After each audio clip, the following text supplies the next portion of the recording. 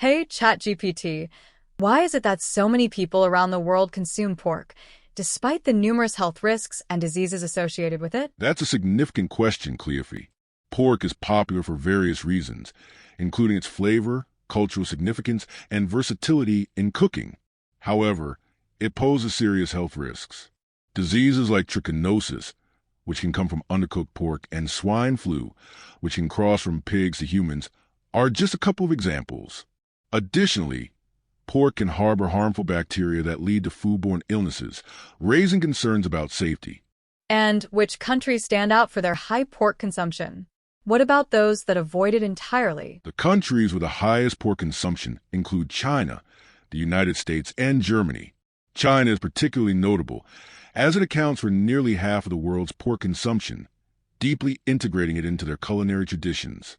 On the other hand, countries like Saudi Arabia, Indonesia, Pakistan, and Israel avoid pork entirely due to religious prohibitions. In these cultures, consuming pork is considered forbidden, reflecting their beliefs and dietary laws. It's astonishing. I've heard that pigs eat their own poop. How does that contribute to the spread of diseases in pork? Yes, pigs are known to eat their own poop, which can significantly increase the risk of disease transmission. This behavior can lead to the spread of parasites and harmful bacteria that thrive in their waste. When pigs engage in this, it raises concerns about the cleanliness of the meat and the potential for these pathogens to affect humans who consume pork. This connection to disease makes it even more critical to consider the health implications of eating pork. Given these health risks and environmental impacts, why do people still choose to eat pork when there are so many other meat options available? Despite the risks associated with pork, many people continue to consume it due to its rich flavor and cultural significance. For many cultures, pork is a traditional staple, celebrated in various dishes and festivities. Additionally, some individuals may be unaware of the health risks or believe that the enjoyment of pork outweighs those concerns. Cultural traditions and personal preferences play a large role in dietary choices, making it challenging to shift away from pork in many communities. So, with all these issues, what should consumers consider when thinking about pork versus other meats? Consumers should carefully weigh the health risks, environmental impacts, and ethical concerns associated with pork. Given the potential for diseases and the environmental toll of pig farming, individuals might consider exploring other meat options that align better with their health goals and ethical beliefs. By being informed about these issues, consumers can make choices that reflect their values and promote better health outcomes. A powerful message. Thank you for sharing these insights. Well, let's move to another segment, the deep dive with Jack and Wilson. But before that, please hit the like button so it will reach other listeners, like you, and subscribe if you haven't done so yet. Thanks again. Jack and Wilson, the floor is yours. Okay, let's unpack this. Today we're doing a deep dive into the world of pork. We're using your source, pork, consumption risks, and alternatives. Our mission really is to get why this meat is just so incredibly popular everywhere, even though this report points out some, pretty notable health risks. Get ready for some surprising stuff, from culture to some less appetizing pig habits. Yeah, what's really striking in the source is that contrast, isn't it? You've got pork deeply rooted in cuisines all over the world, but then there's this modern data highlighting specific health worries. It's this huge global consumption right alongside, significant potential downsides. Exactly. So let's start with that basic question your source gets into.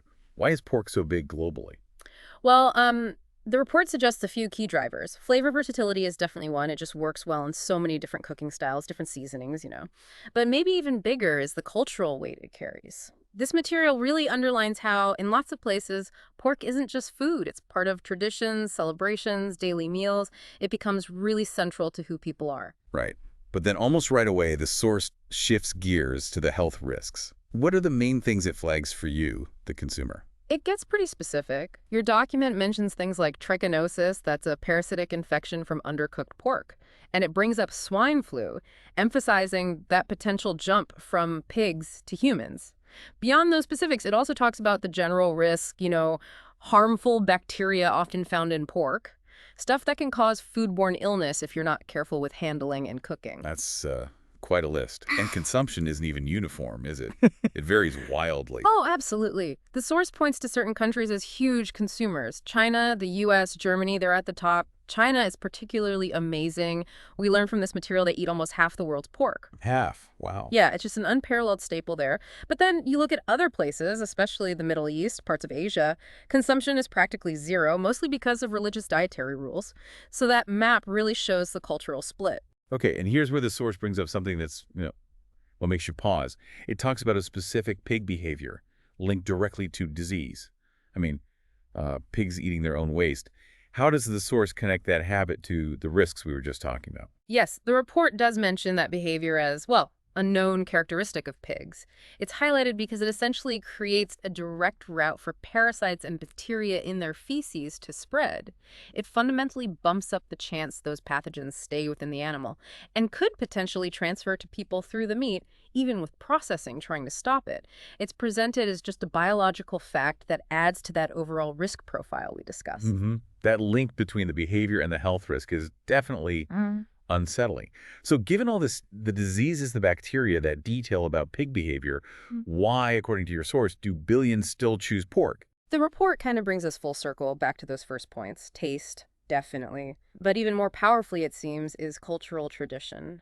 For huge numbers of people, you can't just swap pork out easily. It's baked into heritage dishes, into celebrations. The source suggests that, for many, the enjoyment and that cultural tie it outweighs the awareness of the risks. Or maybe the knowledge about those risks hasn't really sunk in deep enough to change habits that are so ingrained. It really shows how tradition can be a stronger force in food choice than just health info alone. Right. So pulling this together for you, the listener, what does this deep dive into pork really mean for your own food choices based on this source? Your source basically nudges you towards being informed. It asks you to weigh the potential health risks it details, which are significant against those drivers of popularity, like taste and culture. It doesn't get heavily into, say, environmental or ethical stuff. The focus is really on health implications and why it's eaten so much. Knowing these points lets you make choices that align with your understanding of health and what you prefer to eat. Yeah, this whole exploration really highlights the complex calculations we make about food, doesn't it? Balancing pleasure, tradition, and what science tells us. We've covered pork's massive global reach, the specific health issues your source raises, those stark differences in consumption, and even that direct link between animal behavior and potential human health stuff. And crucially, yeah, how powerfully culture and taste anchor those choices, often creating this tension with knowing the potential risks. Exactly. Which kind of leaves us and you with this final thought to chew on. Considering how deep these cultural food traditions run, how much does learning about risks, like the ones in sources like this one, actually change what people put on their plate, including maybe, what ends up on your own plate? Something to think about.